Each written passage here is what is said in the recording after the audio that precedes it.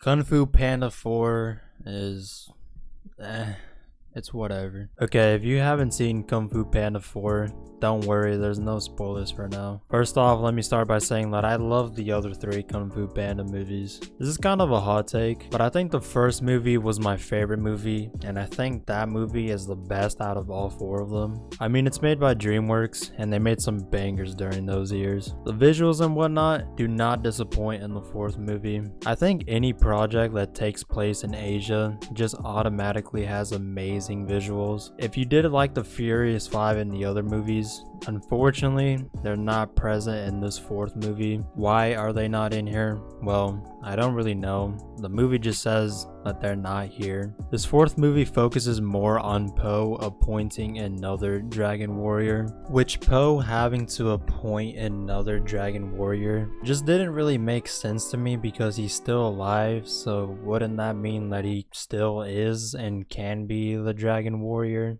I mean, this movie doesn't really clarify why Po has to appoint another dragon warrior. Now, with that being said, now it's time to talk about Kung Fu Panda 4. So, if you haven't watched the movie, this is your last warning for spoilers. And I can definitely say that Kung Fu Panda 4 is the worst movie out of all of them. After having watched this movie on Saturday, I fully understand why people have been shitting on this movie as much as they have. This is nowhere near being a bad movie, but it's a little stinky. Now let's start off with talking about things that I liked. The visuals are really good. I really do love that they have parts in this movie where they use anime drawing sequences, and I really love how they split up the frame into like 3 triangles sometimes. It looks really cool and really suits the tone of the movie. I really like whenever they did that in the other movies, and I think the first movie used the hand drawing style the most. The humor was pretty funny, I'm not gonna lie. I mean, this movie has Jack Black as his main character, so of course it's gonna be funny. I did have some problems with the dialogue. I definitely think that most of the time it really just didn't land for me. Now, I know that wasn't really a lot of things that I liked.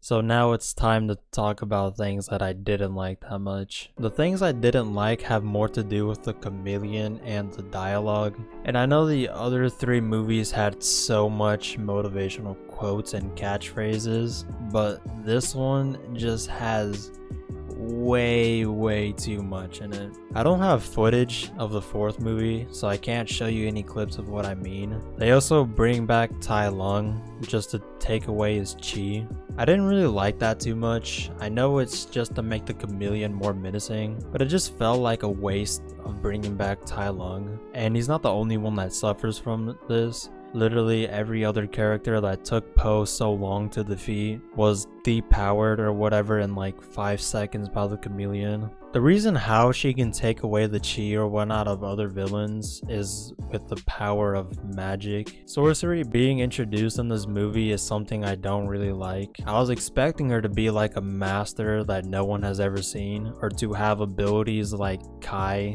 that can just take away powers, but he obviously has a reason with him being a spirit warrior. But instead of her becoming a master of kung fu, she just takes away the chi of everyone else with magic. So it's pretty much the plot of the 3rd movie, if we're being honest. But this time the Chameleon can shapeshift, and towards the very end of this movie, she uses the power of everyone's chi to become this literal monstrosity of a creature, having the legs of a different animal and having the arms of others. It's so fucking weird, and I just didn't really like it at all. This was supposed to be the story of Po appointing another character to be the dragon warrior, and it's supposed to come off as a plot twist, but the character that becomes the dragon warrior just keeps mentioning it to the point where you can just see that she is going to be appointed as the dragon warrior.